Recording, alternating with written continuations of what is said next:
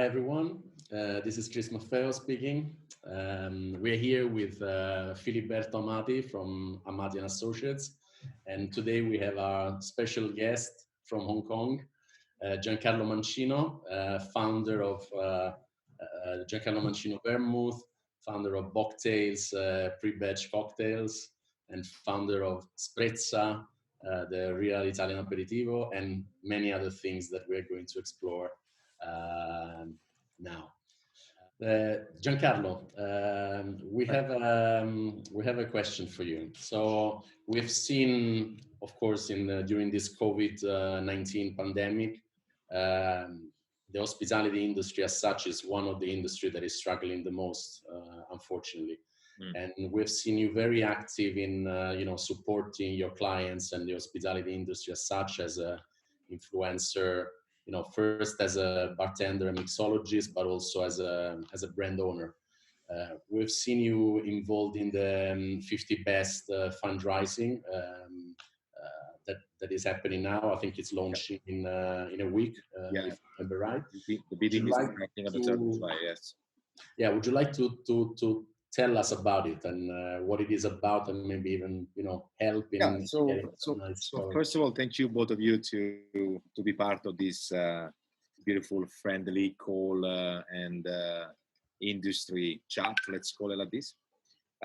As you said, it's for me. It's always a pleasure to. Let's put it like this. Actually, I always one of the success of my business is sharing. Okay. So it's not like 1980s, 1990s. No. Don't tell this, don't tell that. Don't tell my recipe. Don't tell this. Don't show now the logo. Don't show. No, I'm totally opposite. So more I share, more of course the jealousy and the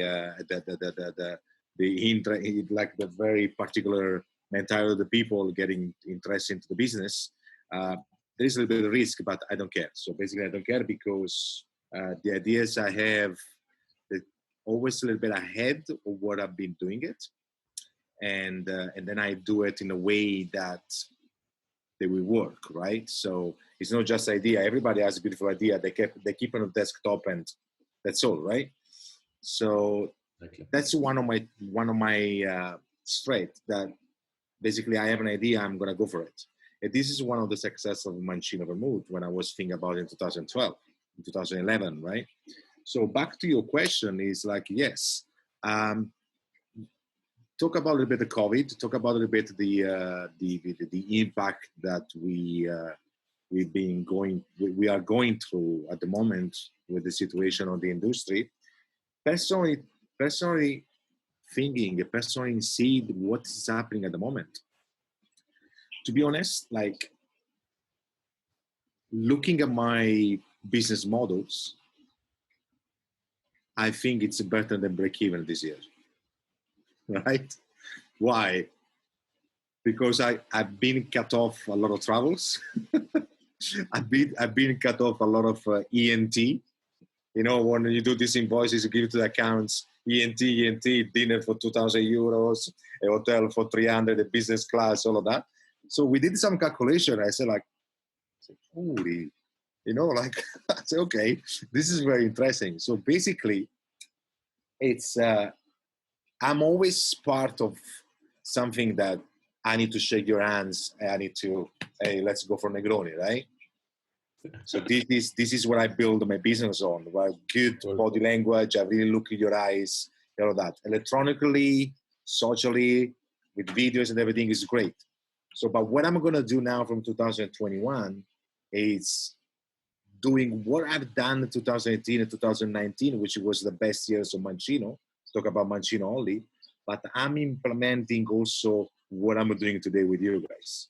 So 2021, I'm going to reinvest, if not double of 2019, because I'm going to take the budget 2020 and re-pumping in 2021, not because I'm going to buy a new car or a new bike, but I'm going to take the money and pump it in with the P&L, the projects, the projection of 2021. So this is one of my strategy on each product I have in my portfolio, right? In my business, basically. In terms of everything, in consultancy, in Vermouth, in Bocktailed, in Sprezza, in my barware, all of that. right? So this is my 2021 plans, plus a lot of more videos, lives, and then using this instrument, let's call it this, to these platforms to educate more people worldwide. And give you an example, while sitting 2 hours in a business class lounge, and going to London for 3 master classes, I will include 2 more master classes, 1 hour each on Zoom, one for Budapest and one for Czechoslovakia, just Czech Republic, just to give you an idea, right? So I will implement what we do now today on top of what we used to do 2017, 18, and 19, right? So this is our strategy for 2021 and further, okay? So now, when it comes to supporting the industry, because we are still a kind of small brand, so Mancino today does 200,000 bottles per year, okay? Which is started 2012 officially with 5,000 bottles shipped directly to Hong Kong. Imagine. So that was my strategy. And the business is very healthy. We don't have loans. We don't have shareholders at the moment. We don't have partners. We don't have banks. We go sleep. We wake up. We do videos like this. And we see bartenders on Instagrams. Okay? And that's where we growing our business with the Mancino Vermouth, which is, I'm super proud on that. But we are keeping doing that, guys, and these 3 weeks, we saw the amount of order coming in, which is beautiful invoices, but the volume is a bit lower, but it's fine. It's fine. It means that we haven't done any supporting until now. We've been supporting with our communications. We've been supporting, talking about the futures, but we haven't sent our team to the bar and say, hey guys, what do you need? We need the free stocks. You need a publicity. You need us to give you some more training. We've done a lot of trainings on Zoom of 40 people, 30 people. Like yesterday, we did a big Zoom with a big mama group from Paris and London and everything. They've got these beautiful restaurants, Italian concept and everything, which people queuing aside. And there were like 15 people that they're using Mancino, but they have no idea how to create volumes and to create that. So it's amazing, right? So that's what we've been done so far, supporting educationally the platform of the category of the low ABV. That's what we've done so far. Now, regarding the 50 best, to come back to your questions, Christian, 50 best, was in 2018 a very strong strategy for me. Again, because no partners, because no big impact on marketing. If JQ, if Forbes, if Rob Reports call me and say like, listen, give us £5,000, we give you cover for 1 year or that. I'm not that kind of person. I'm not that kind of person to think about that. And I don't think the brand is suits for something like this. Or plus, I can tell you more, all these wine and spirits challenge, San Francisco Spirit Challenge best awards and spirits challenge best liquids and this and that. And we give you the medals, give us £1,000, you buy in €1 each to put the medals, you use the logo. No, this is again, no for me, right? It doesn't make sense. To a lot of them, great, it's great business, guys, creative, it's your business. But don't come to me to give you money, to give you the product, and then you tell me you blind tasting, and then you give me medal, bronze, for what? I don't understand. If you really want to do it, I believe in something. If you really want to do it, go and buy a bottle and then kill my ass. You know what I'm saying? So if you believe the liquid it's worth it to be listed. So again, even from day one, not because I want to be say like, no, don't touch my brand, but it's like this is the directions of the business plan we put with Mancino. So collecting this year, we saw the growth. Then it came to the point. It's like, okay, Giancarlo, now you have to slow down because you have to do a little bit of marketing, right? Like heavy marketing. So knowing a lot of people in the industry, so I approached 50 Best. Very, very calm, right? Because, I'm the smallest brand there, right? Yeah, you're a very small guy compared to Correct. So then I approached them in some directions with a lot of like a pulp, a lot of like octopus. right? and and and then it comes out that I did some calculation. It's like, oh gosh, can work, right? But then if I do that, then I need to totally brush off for what anybody will come close to me to even a 500 pounds advertising on a magazine, right? And that's what the direction I put, because I said, like, listen, I'm bartender. I'm still bartending. I still do a lot of consultancy. 50 Best Bars is only to do with the direction of the bartending, of bars. This is the own trade that we are strong on it. I say, I think it's the right platform. And then if they are right or wrong, whatever they do their business anyway. They need to make the income. So if you go with that direction that is too much for you, so don't even approach them, because they are like, they're business. They need to make money out of it, right? So we know that. So then I say, like, okay, guys, don't let me sign with the devil. Let's start 2018 in Asia, because it's my home. And that's what happened. So I put a check on the table. I was like, let's throw away this money. I remember 2018, it was October. I took from my profit. It's like, you know what? Take it. I say, take it. I say to my wife, forget about Maldives, yeah? So I say, take it. And then, to be honest with you, the amount of attention on top of what we had already, it was like insane. It's like, shit, Jesus. And this was only 2018 Asia. And then I remember very well, I had this beautiful little stand at the corner in Singapore. That day we did the 600 drinks. And because it was my home and all of that, they were like, corner. And 50 Best came to me. It's like, Giancarlo, wow, what have you done? I said, just be yourself. Nothing. My stand, it was like the one NSC next to me, Altos next to me. It's like, it's your standard stand. I didn't create a stage, right? It's my brand. It's me with my team, and that's what we've done. It's like, very well done. We are very proud. Blah, blah. Okay, there was a little bit of the marketing sales points. Like, okay, come on board on the world as well, right? But then, you know what? Boom, 2019, I signed up with World and in Asia, right? And then again, it went extremely well, and we've been closer and closer and closer. Then I get started involved, because what I do as well in Asia, I'm the broker, and also I have some royalties for Urban Bar. I don't know if you guys know Urban Bar, but Urban Bar is an amazing company who does a B2B business. It also does amazing barware portfolio that I help them for past 10 years already. I help them to get into the market in Asia Pacific. So I find them distributors. So basically every distributor has a Mancino.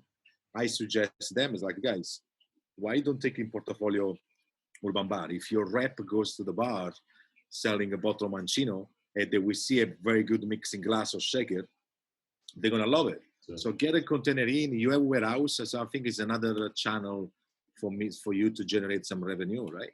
So that's what happened. 1 year, 2 years, 3 years, 4 years, and then it's been extremely successful. So Urban Bar, actually, we have an app now in Singapore. We have our warehouse in Singapore for Urban Bar.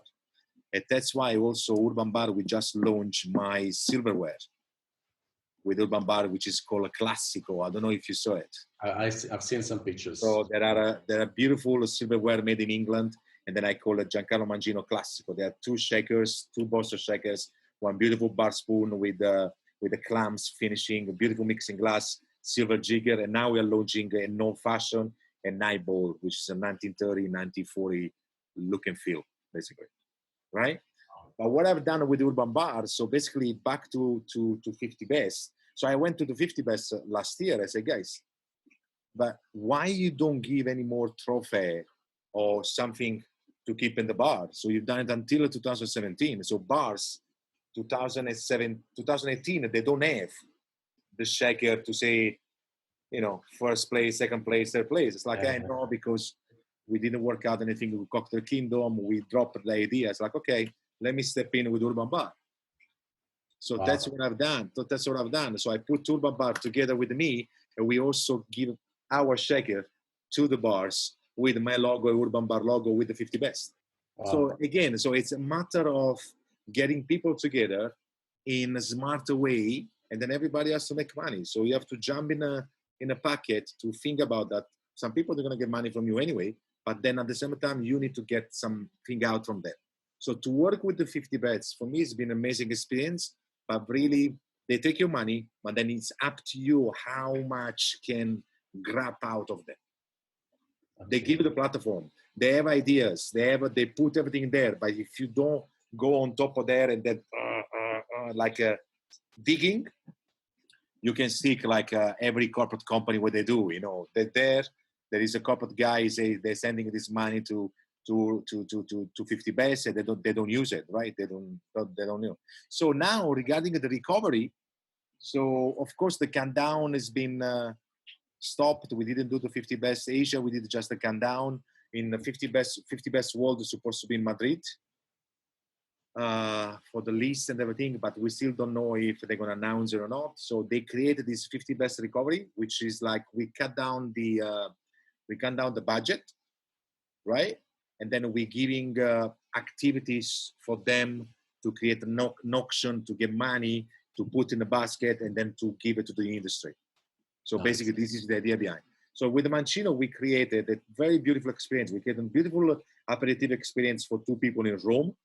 That you arrive in Rome, we pick you up with maybe with a Sprezza, we bring you to the 5-star hotel. We have a Michelin star cuisine, Michelin star dinner at the Palazzo Manfredi, 1-star overlook the Colosseum. My brand ambassador will take you around Rome for an aperitivo. The day after, she will give you an aperitivo culture in the bar at the Palazzo Manfredi, and then again in the night you have an aperitif experience in the hotel. So beautiful. Then we had another auction. We created a Martini experience in Hong Kong at the Rosewood Hotel, because as you know, guys, as well, I'm the official bar and beverage consultant for Rosewood Hotel worldwide. So yes. I do programs, and then I implement bartenders and bar manager to that network. And then also I'm involved with the design from A to Z, including concept and everything with the corporate office. Corporate office is the main platform where they use me to get innovations, get new designs, get new things happening. And Rosewood is an upcoming company at the moment, especially in Europe. They are expanding in Italy a lot. They're expanding in Amsterdam. They're expanding in London, new ones. So this is making me a very busy network as well. So for the experience in the Hong Kong Martini experience, it's, again, same things. We pick you up from the airport. We'll give you this one, which we're gonna talk about soon. Look, cocktail. Yes. Yeah. So we give you this one. We give this one. A limousine. Then you come to the bar. You have a school, a master class of Martini cocktail. Then you go to the room. We have the butler to give you Martini cocktail as well. You go down. You have a Martini cocktail pairing experience at Henry, which is a steakhouse, which is beautiful. And then the day after is the other bartender to give you more experience of martinis. This is the second one. And then the third one is the last one, which is a 6 vintage bottles of Mancino, very unique in the box. So it's the whole vintage vermouth, all line up for 6 from 2012 to 2019. So basically, this is what we offer to the platform. And then again, launching on the 3rd of July, and then whatever money on bidding they will make, they will go in this basket that they will supporting the industry. That's it. Wow. Yeah. That's you sounds like a very busy person. Yeah. I have a great team. I have a great platform that we are really constant. So we check emails every day, and we reply Instagram every day. So that's our secret. Nice. No Saturday, no Sunday. I actually have a question which is related to this, because we're talking about the outlets, and we were recently speaking to an industry veteran, and we agreed among us that with many players, outlets that are so impacted from COVID that they have decided not even to reopen, some of them, we think that a lot of outlets will actually disappear. So the question is, are we talking about mass extinction, which is what we fear, or it's just a survival of the fittest scenario where the players were less ready, less fit, less operationally. You know that running a bar, it's not easy. And making money out of a bar, it sounds easy, but it's not easy at all. Okay. So, of course, with the outlets closing, the outlets were fitter, will probably have more volume, more capacity to welcome customers. But I think there is a real risk of, meteorite wiping the dinosaurs out with this interim reality that we are trying to understand post-COVID. Yeah. So, what do you think?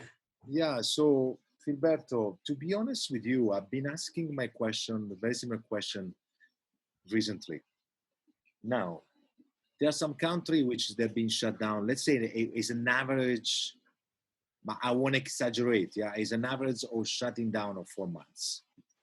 So let's say that every business has been suffered for a quarter of the year, right?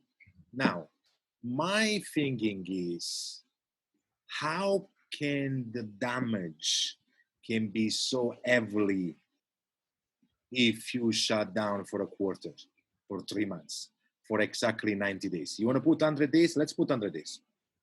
So why 100 days can be so impact to your business? What does that mean? That you are or not a good manager, you are not good entrepreneurs, or you opened up business with a lot of debts and then it's been very difficult. So basically your business plan, it was not right.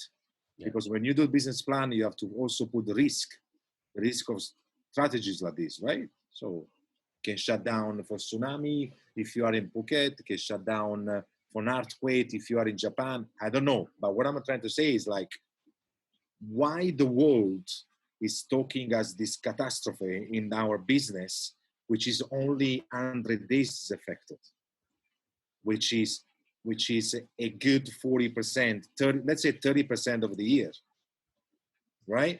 Yeah. Right. So I know it's affected because you're missing the income, you have the cost, all of that. So the effect is there. But what I'm trying to say, it's not a 1 year that you totally gone. You know what I'm saying? So I'm sure a lot of our business, in this case, if everybody think about that, these shoes, then is a lot of business, it was not real. Mm. So this is.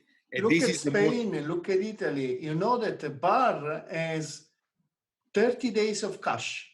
Correct. That's usually what they do. And by the way, in 3 months, they generate enough cash to put their money in the pocket and survive for the rest of the year.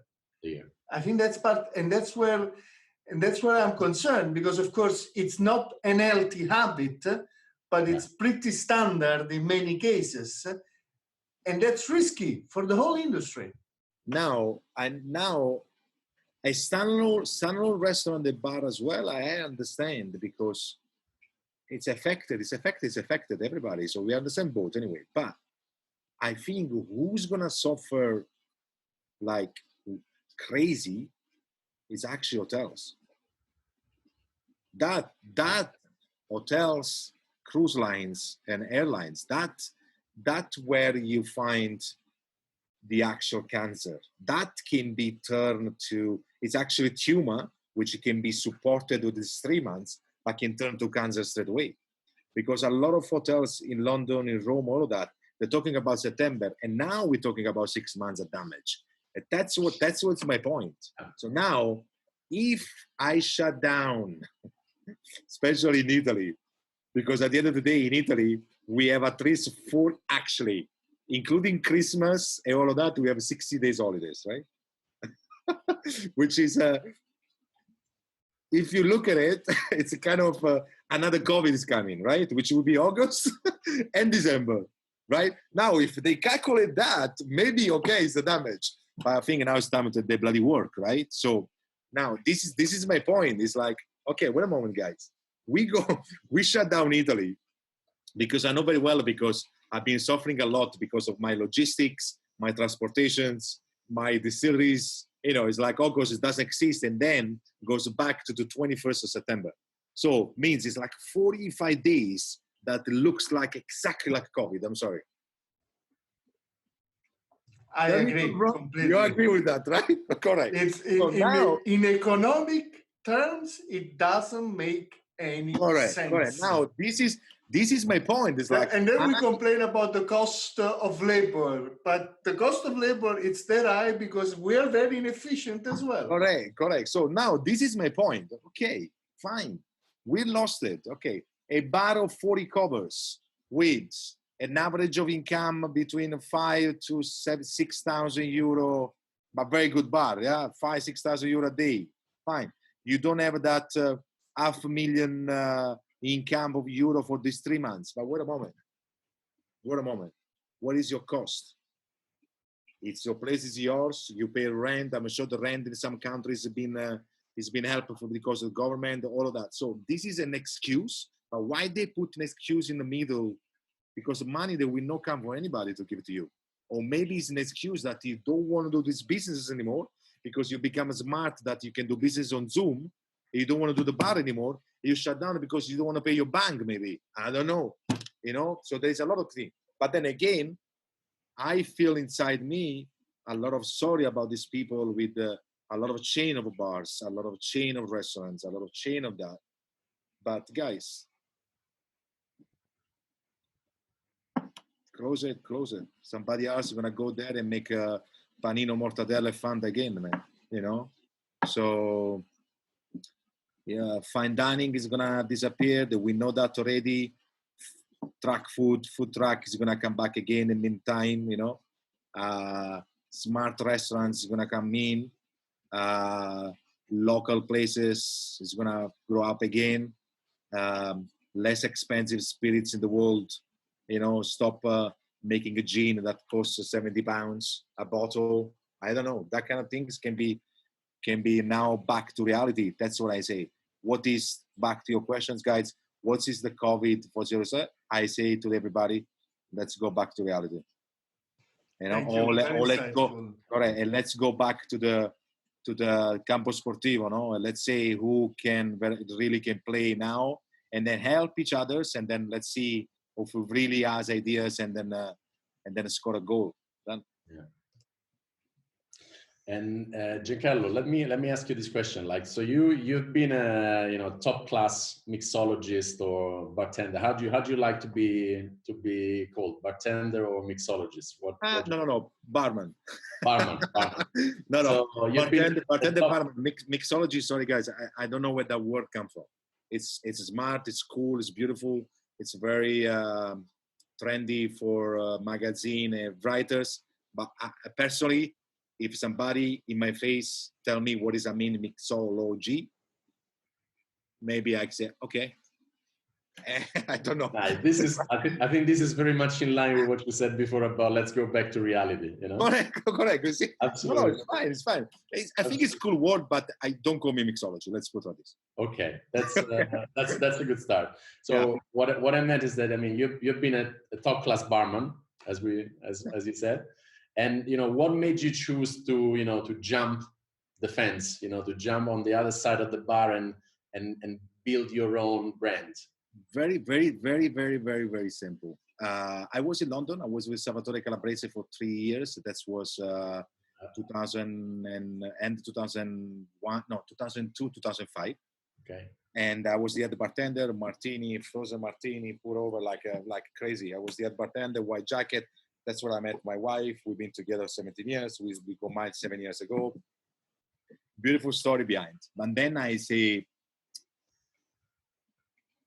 shall I be like Salvatore here running around until 11:30 midnight at 50 years old and,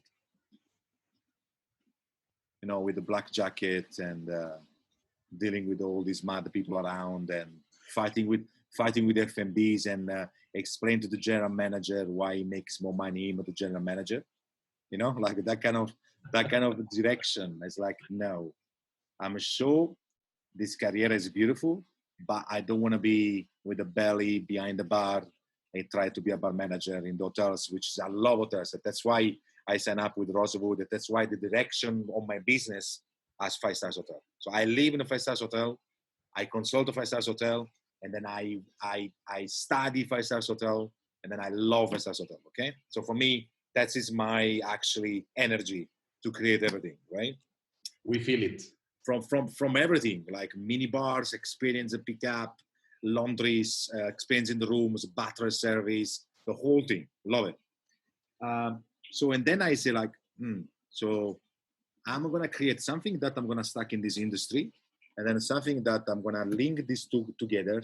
And that's what happened to become a consultancy company for 5-star hotel and top restaurant owners, all of that. So that's where it started. It started when Salvatore called me one day. I said, Giancarlo, I'm leaving the hotel, and then I want you to come with me to go to 50 St. James, which is the bar he opened in Piccadilly. I was like, oh shit, Salvatore, no, don't put me in the casino. So it's gonna be a wild stuff, yeah. So I was like, no. I was like, let's talk about it. And meanwhile, I had the CEO of One and Only. I don't know if you remember that company, guys. Okay, yeah. One and Only, which is a family of Kerzner, which is South African company. Beautiful. And they invited me to Mauritius from London. So I took my wife. And the good thing is, as soon as we landed there in the hotel, it was so Connery at the bar drinking martinis. Wow. And then I supposed to train the people for 10 days to make a classic bar. Can you imagine that? So, so we had a couple of days off because of a long flight and everything. And then I started to work, and that's where all started. So I went back to London with the contract. I told Salvatore, you go to 50 St. James. I pack up with my wife. After one and a half months, we fly business from them. We went to live in Mauritius for 9 months. Wow. Finished set up with them. I moved to a little bit of Bahamas and then back to Maldives. And then we opened up about 5 properties with One and Only. After that, Taj Hotels and the Oberoi called me to India, when I went to live in Bangalore, where my wife was going to kill me. So we landed in Bangalore. Instead of finding Sean Connery, I found a tuk-tuk that the size of the luggage, they was not going to in the back of the tuk-tuk. And my wife's like, are you crazy? From the luxury you brought me to Bangalore? My wife in the hotel, it was like the windows closed for 2 months. She was so scared to get out in Bangalore. Can you imagine? But Bangalore, the end of story, Bangalore, after 3 years, somebody made me my first Italian restaurant. I was 29. I had a €4 million Italian restaurant under my name called Giancarlo's Place. Wow. Can you imagine that? After all the success in India, so I opened hotels in Guwahati, Delhi, Rajasthan, the whole Oberoi with Ratan Tata, with all the Tata group. And then I was teaching at the Oberoi school. Beautiful. So and then in the meanwhile as well, I was doing already a lot of Maldives, Thailand, Vietnam with all my consultancy platform from London, because I used to have a sole trader company in London called Giancarlo Bar UK Limited, right? So after that, we did the restaurant, and we sold it after 9 months because we were very successful. One of the shareholders of those investors, they came to me and said, we want to buy you out. I said, tomorrow morning, bring the money, and I leave in 1 week. That's what happened. So I took some cash, like, in the airport in London. And then after that, I moved to Hong Kong. I moved to Hong Kong because they called me the Ritz-Carlton Hong Kong, the tallest bar in the world. So we give the support and consultancy for them as well. And that's when I realized that Hong Kong, Asia, it was going to make me entrepreneur. That's all started. So that's how you started. Then after the Ritz-Carlton, I went straight away with the Bombana, which is a 3 Michelin star chef in Hotel Mezzo, which we took the 3 Michelin star together actually. And that's where I implement in Hong Kong all the bar where they were like Italian restaurant drinking a lychee martini, mojito, and caipirinha. Can you imagine that? That's where I brought in the Italian classics, Negroni, old fashioned to the culture of Asia. That was exactly 2011. Huh? Giancarlo, let me ask a question. Yeah. To a young bartender who's starting his career in 2020, what is your advice? And in other words, what wish you had known when you started that you know today? That's a good one. There was a similar question on a live few weeks ago. I suggest that everybody has to do the same things we have done. Some things. If you have a potential that you know what you do, that you can jump behind the bar, you can make a martini from hell, and then you can jump to another bar where you can make a Negroni that nobody tasted before. And then when you're off, you're sitting at the computer, you can draw an Excel sheet. Or when you get an interview, spread a little bit of experience. If you have the capability, step out from your employment situation and then get to, I don't know, Africa, maybe now, like the way I did in India, go to Africa, I did do something. So this is the message, like some things like everything, products, make a bar spoon, make a coaster, make a t-shirts, make something, do something, but do never forget to step behind the bar and make at least 10 drinks a week. That's what we're doing. I have a beautiful bar here. We have a Gibson every Friday. Tonight I'm cooking in America with the Zoom. I'm making a risotto with the Mancino Secco. My brand ambassador making tiramisu with the Mancino Bianco. The other ambassador making 4 drinks. So we need to always still bartenders. Don't forget that, because that's the basic of what you can be done. It can be transform your career. So for me, anybody can come and inquire Mancino, inquire this, inquire that, but I will never lose the roots. So I'm gonna go still do my talks and still go and make the Negroni like the way I've been doing the whole rest of my life. So that's the message for me very clearly. You want to use the Rotovapori, you be a mixology, keep yourself for what you do now, transport it everywhere in the world, and choose a country where you can think, you can make a business, which nobody does things there. And that's what I've done as well. Imagine me in India, you know, there's still some videos, you check it out, Giancarlo's place, guys. So funny, man. That country, I haven't done the military, guys, but that country, when we left, me and my wife, is like, sometimes like, Jesus, we've been in India? So that kind of thing. We were in like, I don't know if it was a nightmare, a dream, a balloon, I don't know, underwater. We were like diving for 4 years. We don't know. It's like for us, it's a flash. You know the Minority Report, the movie, when you say like, that kind of thing. It's just like, sometimes I wake up in the mornings like, wow, remember me driving and killing the cows, that kind of thing, right? So it's just like very interesting, very interesting. So let me ask you, Giancarlo. Like you talked about it. I think that this is what, you know, from what I see. I mean, this is what makes you stand out versus other brands. You know, like you are a power anyway, but you are, you know, you have been behind the bar and you are still behind the bar. So that makes you, you know, the ability to connect with people. Yeah. You know, that's your added value, you know, versus let's say definitely. Standard corporate type of person, you know. Correct. So what I felt, and I felt it also in my corporate career, you know, like there is a bit of in the last years there's been a detachment between, you know, the actual bar and the corporation. You know, there are these big brands that are struggling to get into the key opinion leading outlets, you know. So imagine I'm a brand, I'm a big brand, I don't want to mention any name, but you know, I come to your bar at the Rosewood in Hong Kong, and it's like, do you want to do a cocktails with me? And in the old times, I mean 6 months ago, even, you know, they would say, I'm never going to put your brand name on the cocktail. This is what I feel, you know. But now, you know, we are seeing a lot of collaborations. You know, we've seen, you know, a lot of cross collaboration between top bars in London and Singapore and Hong Kong and New York. And is that changing, or is it going back to brands again, or how do you see it? No, right. So the close collaborations, the close relation with the head bartender of the group, this is one of the secrets of our brands too. And then also the other secret is the selection of all your importers. super important.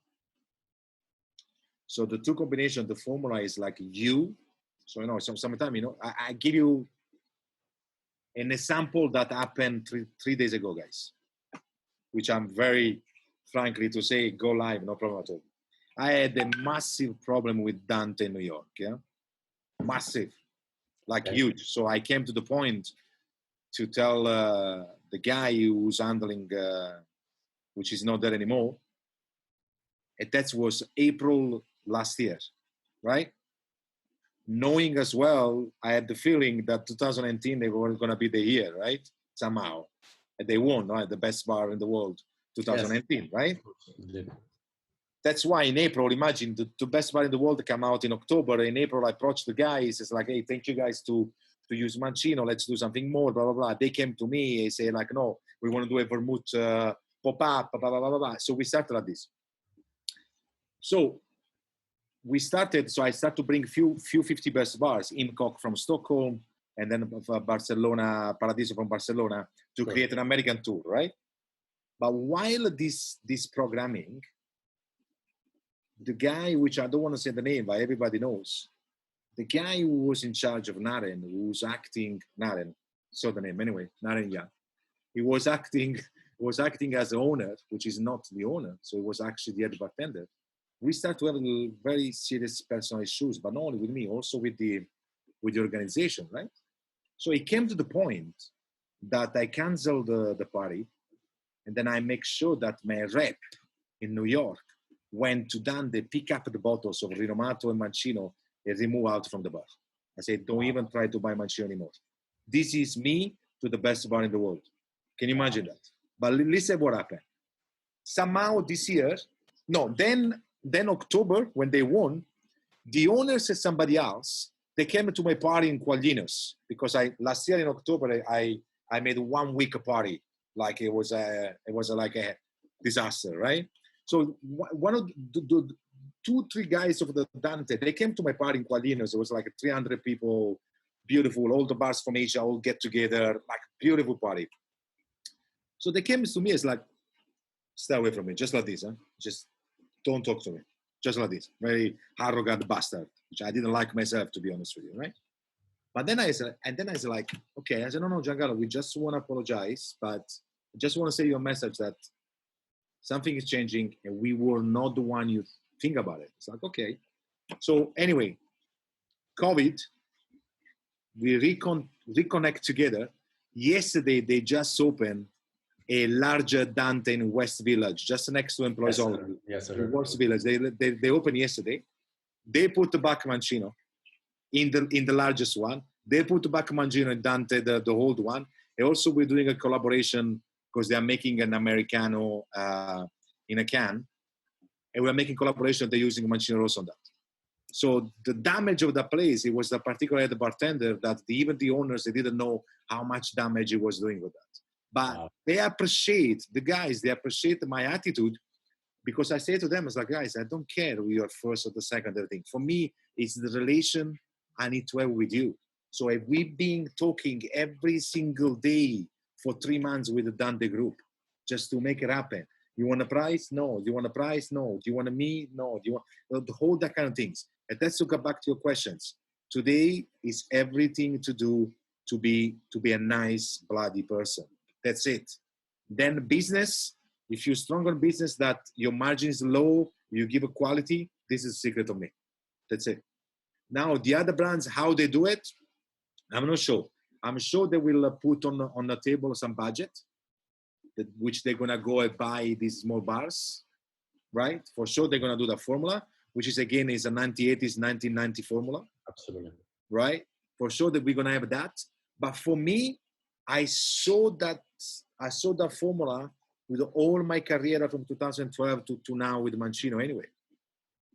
I've been seeing Diageo and Camparis and Brown Formers and William Grants the same way, all the way through anyway. Pernod Ricard, they go there and they buy the bars with the beefeaters and all of that. So it's been there always. They can do a little bit more, I'm not sure. The guys, they're going to go a little bit more quality and less cheap. And that one I still need to figure out. But I think the model, the system for selling it to approach the bars, I think will be the same way. For me, will be the same way. Okay. Can we now spend a bit of time on the category of vermouth? What do you think is the driver for this renaissance to the category, which was for so many years dusty, boring, not cool at all, and basically monopolized by one brand, or maybe duopolized by two brands around the world? And all of that is changing, and it's probably changing in the last 5 years. So what are the drivers for this change? Well, I think, I think, to be honest with you, we personally, as a Mancino, we did a lot of noise in terms of low ABV aperitivo. There was a lot of confusing, guys. When I was traveling to US and then explained to the people what it was vermouth, even today during the Zoom and the training and everything, people, they still don't know the category. People, they still don't know what is a mean aperitivo in Italy. People still don't know what is aperitivo as a category. So we doing a lot of training in the category itself. And then we move to the marketing point ourselves. And then we tell them how this everything is made. Because people are still confusing that this is using red wine, that one is white wine. It's just like they go so much into details. And now Vermouth di Torino get confused even more, and everybody. So all of that, right? So it's all there. So we keeping the focus of what we done from day one. We always been Vermouth di Torino on the back label, on the invoices to export between customs, just to make sure that it's Italian wine, right? So basically, definitely the trend came from few brands. I will include 100% Mancino, because we, in past 5 years, we've been very strongly to create hashtags, low ABV, aperitivo, aperitif, RTDs, drink healthier, less sugar, less this, less that, eyeballs, spritz, but no with liqueurs, but spritz with vermouth, because vermouth is 75%, at least is wine. So we've been also bombarding the social media about it. But definitely the trend then has been helped by the non-alcoholic parts. It's been trending by also gin goes to low ABV, and then the seltzer came in, and all of that has been booming. So I think we are with aromatized world. I think we have the umbrella of this trending is happening at the moment. So between sherry, marsala, ports. So we can expect, guys, any cool ports coming in, a very good marsalas, a very good madeiras. I would love to. So the goal actually on Mancino Vermouth is to expand the portfolio in all 45 wine. So create a port, to create a marsala, to create a sherry, to create all that. This is the idea behind the Mancino brand. That's why we are not having bitter behind.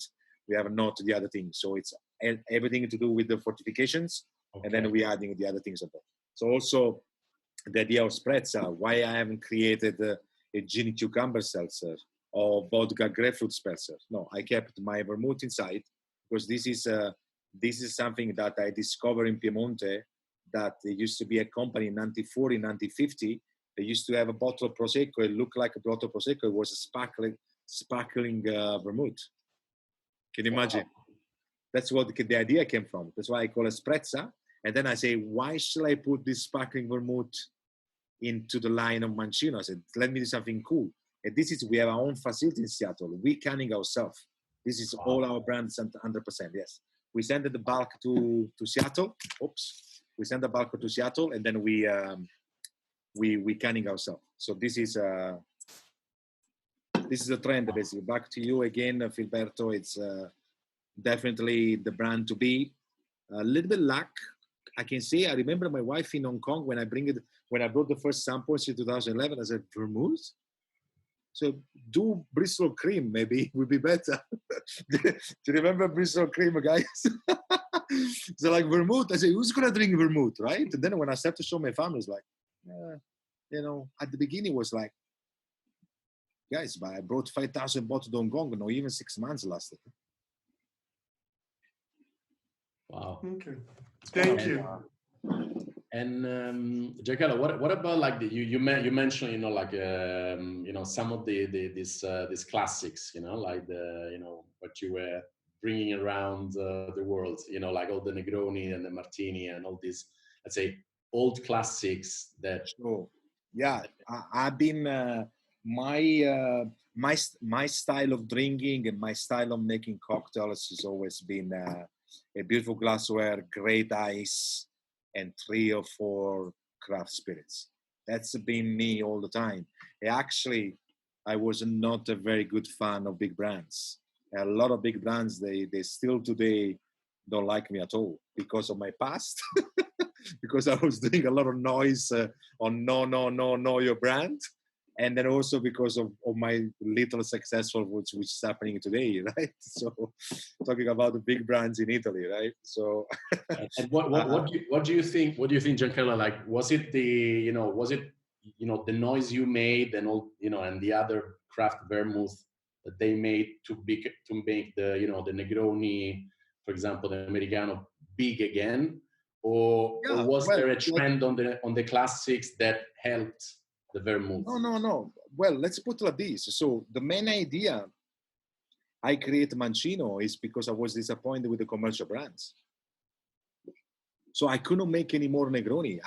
When I was in Hong Kong, I started sous vide, Ramazzotti, Fernet, Martini Rosso, Cinzano, sugar, and cinnamon all together, you know, to create my own blend. But there was no vermouth. There was like a vin brûlé or something. I don't know. But what I'm trying to say is, like, no, I know, correct. But it was kind of like tasting a little bit more better. But then I realized, like, you know what? Now I need to go to Piemonte. That's what happened. I went to Italy. I found a producer who does third party. And then that's where I started. But then I stepped in the distillery.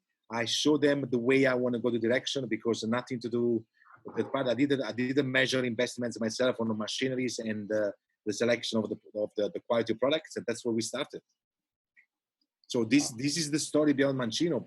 Actually, thanks to Cinzano, Martini, Carpano, Ganja, all of that I am Mancino. Thanks to them, and not because I wake up, I say I want to do vermouth, I want to go against them. No, I brought back or something dusty that Filiberto was saying. I brought back the bloody Vero Aperitivo Italiano. Vero Aperitivo Italiano is not a Campari or Aperol or Prosecco. The only Italian aperitivo, it's the bloody vermouth, guys. Nice. That's what we had. Correct. That's it. That's and I'm not even from Piemonte. You know what I'm saying? So neither we are. Correct. Respect. But then when I started, imagine me when I started, and then I brought this 5,000. The producer said to me, "Are you gonna look for some importer in Italy?" It's like, actually, I have some labels that is like for export only. it's like, and then actually my eldest brother said, "Giancarlo, don't do that. I know you don't like Italy. I know you think about it in different way, but don't do that." And then actually this was the eldest brother good thing about wise guy. Yeah, correct. And then after that, we launched in 2012 in Hong Kong. This was summer. Then I went to BCB 2012 in Berlin, which I was the only vermouth with a stand. We were like 30 stands. 2012, Berlin, BCB was 30 stands. And it cost me only 3,000 euro to go there. Can you imagine? Go now to get a stand at BCB. We need 20,000 euro. Unbelievable, right? So that's what I launched it. And then in 2013, I already had 8-9 countries. And the first country after Singapore and Spain, it was Italy, and then the Gaia family, Gaia distribution my vermouth in Italy. Wow. Yeah, and that's got the value, get the brand, the kind of little bit noise and all of that. So I remember the Familia Gaia called me. It's like, we want to have your vermouth in our portfolio from 1977. The only Italian brand is going to be in your portfolio. And then I was like, shit. I think guys really did the good liquid, you know. So again, guys, it's not my grandmother's recipe. My father didn't give me the vignette. My auntie didn't tell me to do no. It's a bartender pissed off with the big brands with the palette of mixing. No. Amazing story. That's on the story. Seriously, I started with 25,000 euro, guys. No debts. Nice. 25,000 euro, take out, boom. It was the same year my wife, I wasn't getting married. She told me, make sure you do whatever you want, but make sure you buy the ring bigger than my mother. So basically I didn't vote though, yeah. So it's just like I'm challenging guys. Yeah, we see your ring, so you managed. Yeah, no. That's actually, this is just the melting one of hairs. But anyways, that's the story, guys. Should I call myself a little bit lucky? I think so, yes. Because the explosion of the category as well, which is again, I got involved into it as well. But I think it's very happy, and I keep banging and ready to support everybody in our way and not to throw the money away. Actually, does it also rhyme? And yeah, so that's it basically. How about the Bocktailed story? Yeah. Is as sexy as the Mancino Vermouth story? What's the reason behind it? Actually, to be honest with you, Bocktailed and Sprezza, I'm in love. Like, you have no idea. Again, this is everything from everything you are in, right? Show us the Bocktailed so people can see what we're talking about. Okay, so this is a beautiful 100 ml 50-50 martini for Rosewood, the whole Rosewood. This is a beautiful Ritz Spritz for Ritz-Carlton Tokyo. Wow. So basically, this is a spritz that you go to the table and the actual waiter or the butler or the room, and then also behind here is written the way you're going to serve. So here I give you a possibility to add soda only, or you add the Prosecco, or you add the both, whatever you want. So basically, but it's made with Mancino Rinomato. So basically, you have wine and you have a bitter as well, right? So It's not a liquor only. Then we did this one, which is for a airline, which is a Manhattan's. We supposed to start in March, but we supposed to launch it in Hamburg for the big bars, the big show of the airlines. We have 6 of them. We have from Paloma to Vodka Martini to Negroni, but beautiful, beautiful label. Look at this, guys. Wow. Yeah. Then of course also for we do 350 ml. So basically, let me explain to you. Bocktailed, it's a service. It's not a brand. Could be turned to a brand, but I don't want to be a brand because I knew already, especially during this time, everybody bocked in cocktail, right? We do services. We go to companies. We offer bottlings. We offering cap. We offering a design together with your company, and we offering the expertise on the top liquid, top. Okay, and then we build your brand together, and then what we needed just behind is just like a little making it by Bocktailed and all of that, right? Because it's also logistically has to be worked like that. Who's manufacturing? And we manufacturing in the same facilities of Mancino Vermouth. Okay, now actually next week you will see, and then Filiberto, you will know that very well. I'm launching a strawberry spritz for Franco Pepe. Wow. For Franco Pepe in Caiazzo. Amazing. I don't have it here because it's very, very secret, but next week we're launching on social medias and everything. It's called a Spritz alla Fragola, and then it's Mancino Bianco. There is natural aromas from Basilicata of the best strawberries. There is a local limoncello, which is super expensive limoncello. And then also there is a Rinomato of my brand all together. And then basically, Franco, we go to the table, boom, top up with San Pellegrino, or top up with a sparkling Fiano, or whatever they want to decide to use the Prosecco. We're launching next week. Also, we're launching a couple of more Michelin star in Italy. We're looking for another airlines. We're looking at the Four Seasons APAC. So it's a service. And then I just love it. And then the good part of this, guys, I help friends of mine. I help craft spirits. Here, we don't put Negroni. We put behind the gin, bitter, sweet vermouth. No. We write everything what's inside, and then they're starting the relations. There are some brands that give you free products because they want to see these on airlines. Some people, they put the price down. So it's great. It's an open back label on the contracts. It's open everything up to me. So if actually a platform Sorry? It's even a promotional platform, basically. Correct. So it's also a platform for the strategic points of marketing for the other brands. Well done. Congratulations. It's really terrific. Yeah. So I love it. But then again, Bocktailed started again with the idea of Rosewood. Because in Rosewood 7 years ago, I implement these amenities in the mini bars. But these amenities, I was leaving the old recipe, how to do it in the hotel. Every bar manager, they will say, "Mannaggia Giancarlo, ma perché hai fatto questo?" No? Like, because the idea was like for every hotels. In Hong Kong, they will say, "Mannaggia Giancarlo." No, worldwide, Rosewood, London, all of that. Like means like what the fuck, you know? Right, so it's like basically it was a pain in the ass to do. Was difficult job for a bar manager to do all the job plus do the cocktail in house to do the amenities. But then I saw the difficulties. It's like, you know what? Well, now I'm going to do it. I'm going to sell to them. That's how I started. So the first order was like a 50,000-60,000 bottle. It paid for me the whole startup. And what do you think, like Giancarlo, like building on this, like what is the biggest added value of something like Bocktailed? You know, apart from Bocktailed itself, you know, like, but the for the companies? For the companies. Everything. No, is it for the companies more, or is it for the consumer? So is it more like me at home, I don't want to mix my stuff and I buy a ready-made one, or is it the bar stuff that can, let's say, save costs on bar stuff? Or Same guys. So can be if I turn that to a brand, which I'm not going to do it now, but it can be the same thing. So every hotel now has retail shops, right? So you go into Ritz-Carlton, Roppongi or whatever, you go to retail shop downstairs and you see that at the restaurants upstairs they're serving, and then you go to see the rooms.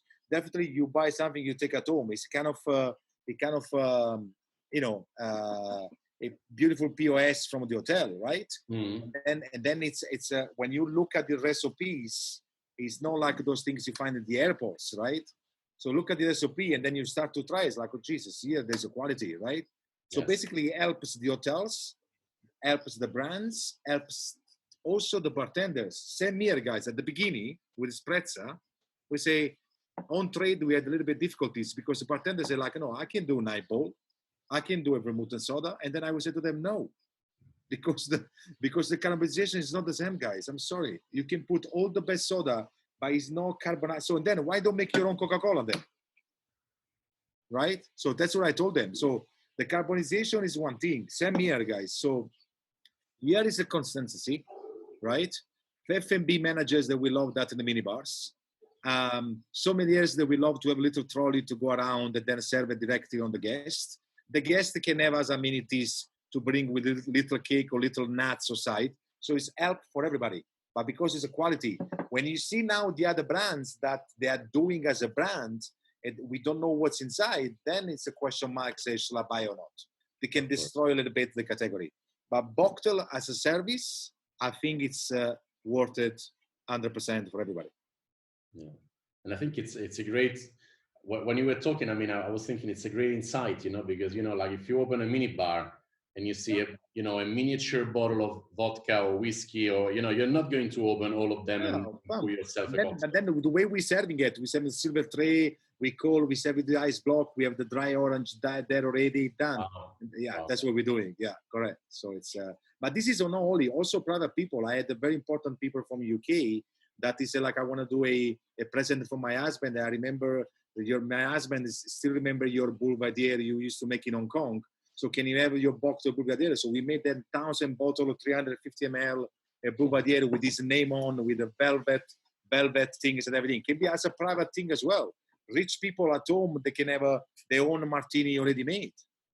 So that's the target of Bocktailed. We don't gonna go low. So it's an expensive product. It's a bespoke. It's tailor-made, and we can do whatever you want. That's it. We just need a little space on the bottom for security because we're producing, but the rest is all yours. Top, neck label, front, whatever you want. Like here is nothing to do with us. This is 100% Ritz-Carlton. This is 100% Rosewood, yeah? It's your brand. Amazing story. Yeah. Really, really good. It's almost as good as the Mancino Vermouth story. Okay. Nice. I think it's about time. I mean, we could keep talking to you for hours, but of course, you know. Yeah, I know. So, but maybe we'll do another one in 6 months. Maybe just like one last question, Giancarlo. Like yes, because I only have a 4% on the battery on the computer. 4%. A quick question. So e-commerce, you know, is there a way to go? Imagine like Bocktailed, like is there a way to go global with e-commerce, or no? You don't see that, guys. Okay, I ask you a question. During the COVID, how much e-commerce you use? We are 3 of us. Well, I lot. I use it a lot. You know, for supermarket, grocery shopping, I do. Yeah. No. We talk about spirits. No. The rest, yeah. Spirits, I actually every day. I actually ordered. I talk about our sector. So last time I did it was 2 months ago for my 40th birthday when I bought two bottles of Mancino. Okay. And I wrote you. 2 months ago. 2 months ago. Fine. You, Alberto? You, Filiberto? Even less frequently, because I actually buy wine mostly because we don't find the wine we like in the store, no. And so that's what I'm saying. It's right.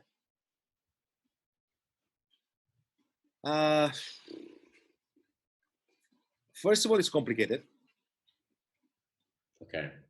Because it's very complicated regarding the excise, the tax. Okay. Yeah. So if you are leading brands, you really don't want to go and landing in some platform that you have no clue where it comes from. All right. So regarding Mancino, no way. So, but there was a platform from Piemonte called Piemonte Delight, which I like the guys. It's from Piemonte. They price it. I control the margin. I spoke with the guy. I create the whole business thing. I make sure that it's there. I make sure the picture more tailor-made, right? And then if I need to talk with Amazon, it's like take a Mancino. If I need to talk with the Tannico, if I want to talk with this, no. You want to buy it, put it, do whatever you want. But then if I don't like the picture on the website, I call you every single day. You know, that kind of things, right? Definitely depends on what you're looking on a business. Like if I was a wine company with 18 SKUs, yes. But I don't believe in e-commerce for now. Okay. It's a fair answer. It makes completely sense. It sounds it's too much effort for what you can get. It's too much work, too much attention to make sure there's, because, you know, I remember, here's a funny story. I remember about 4 or 5 years ago, Gaia called me and said, Giancarlo, how you can do that? I said, what? I said, we just look in Amazon and then it's like 17 euros. I said, really? I said, but where? In Italy? I was like, okay. So I say, Gaia, there must be somebody that buys from you. Exactly. And then I put it in a platform, but can you please go and click and see how much? And then it was like 48 euro, right? Then that's killing your brand. Then I went, call them and remove it and nah. So they were selling it under margins. They were like putting on a platform there because they had the stock and it was like a tabaccheria as well. Can you imagine? So that's what I'm saying. Or you go powerful in e-commerce that you're in your warehouse, you put 4 people there, 1 for selling, 1 for delivering, and 1 to deliver. Or if you do this drop, no way. Personally, no way. 1%, gentlemen. 1%. So Giancarlo, thanks a lot. Grazie mille. Grazie tantissime.